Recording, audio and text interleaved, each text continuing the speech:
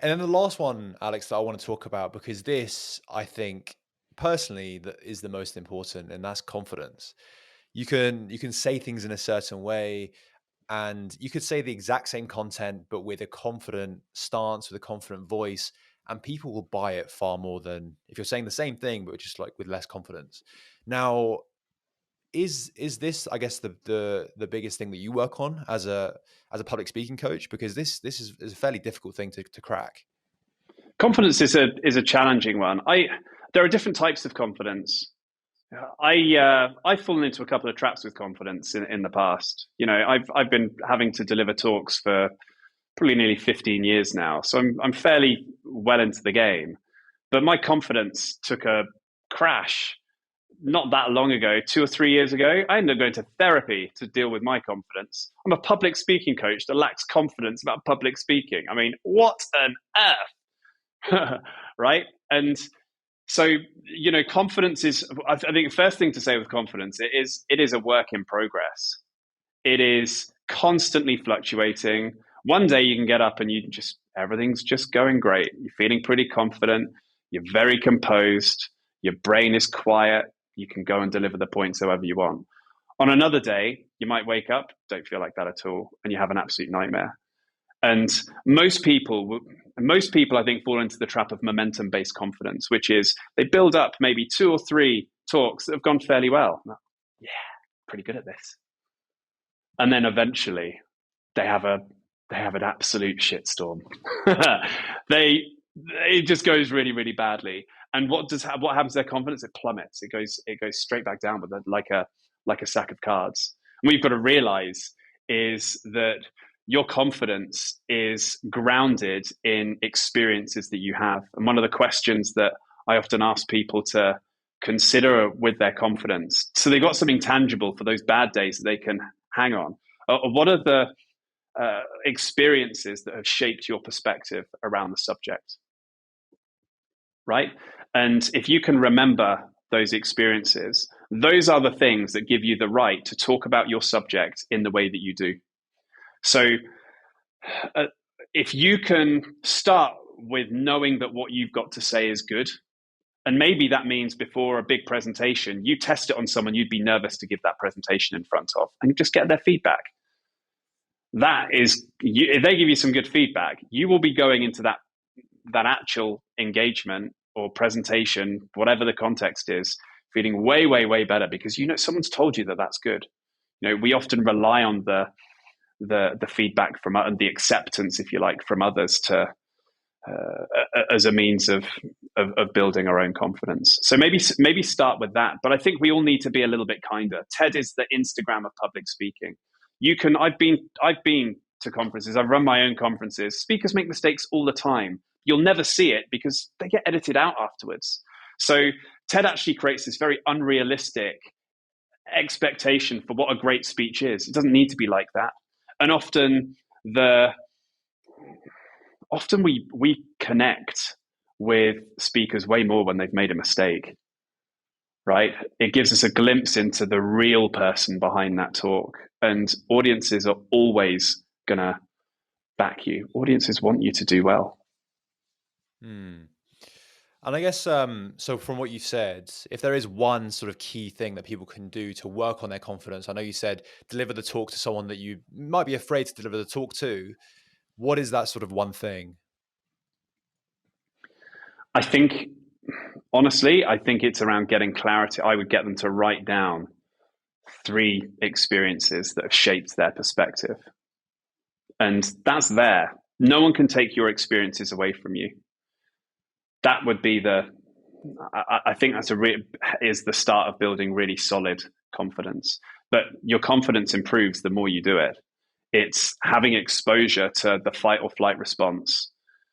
Every single time you put yourself in that situation, just dampens down a little bit more. And then you stop, like I did for a couple of years, go have to give a talk at Google, skyrockets. Right, where did this come from? I've forgotten the shaky hand thing. Right, so it's a work in progress. Sometimes it's going to be good, sometimes it's going to be bad, but through regular practice, your bad is going to end up where most people's good is, and your good is going to go to the next level. And that was actually my next question, Alex, where you talk about shaking hands. I know a lot of people when they get on stage, they might have all the, the best content, the best confidence. It's like, now that I'm on stage, like, what are my hands doing? Do I walk around? Do I make eye contact with the audience? Like, all these sort of things that you can only really work on by actually doing them. Um, I guess that is a new experience for a lot of people. So I know in your book you said there's a few mentions of what you should do on stage when it comes to body language. So yeah, how do people combat like the awkward hands, the awkward walking? Like, what's the best thing to do when it comes to actually standing on stage? I think you need to put yourself in this protective bubble, which is just before you walk onto that stage, and that bubble is essentially there to say anything that I do from now until I walk off is insane. It's incredible. It's irrelevant what faces might be looking back at me.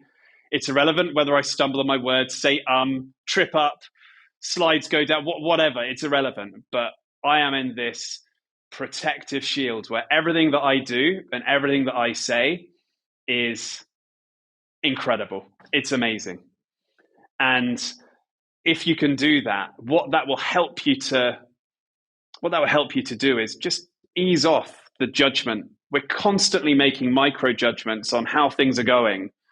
And if things aren't going the way we expect them to go, we naturally assume it's a bad thing. Maybe nobody is looking at you while you're 3 minutes into your talk, no one's looking at you, right? When we judge that, one root of that judgment is, oh my goodness, no one's listening to what I'm saying, I'm doing really badly. On the other hand, we have another judgment, which is, oh my goodness, I must be saying some incredible stuff right now because they are typing away on their phones, writing down notes, right? Same scenario, two different ways of interpreting it. And I actually don't think either of those is helpful. I think what's far more helpful is just to be like, interesting. At the moment, crowd's not looking at me. And I kind of like them to. So I'm going to do something to get their eyes back up on me. And that way, there's no judgment that can lead you down this spiral of doom and also into this world of blissful ignorance, right? There are two ways that it can go, but it's a much more of an observational, kinder, gentler way of being present and assessing the room. I guess, how do you do that though? Like, I know this is probably a very challenging question, but say if the audience is not listening at the beginning, you've kind of, maybe first impressions weren't great. How do you recaptivate them, get them back on board? 7 magic words tend to work quite well. So why am I telling you this? Right? If you feel like you've lost your audience, say those words. So why am I telling you this? And then pause. And that pause will act as a life raft to bring people back. And very, very often they will look up. Right? Wow, So that's one of the ways. yeah. I've Right? not heard that one before. But it will just bring everyone, because finally you're getting to the point. That's often what we might be thinking as an audience. Finally, you're just getting to the point. I want you to get to the point. So that's something very tangible that people can do, but it comes through feel, and it comes through testing different experiences and being absolutely okay to fail. When we were building the charity fundraising agency, no one knew who we were, and it was before charity. So it was before businesses were using Facebook and social media to build their presence. So we'd arrive on a university campus in the morning, find where all the biggest lectures were, and we'd walk into these like intimidating lecture halls, 400 seats, full of students. Speak to the lecturer, like, I've got a job opportunity. Can I shout this out to the group?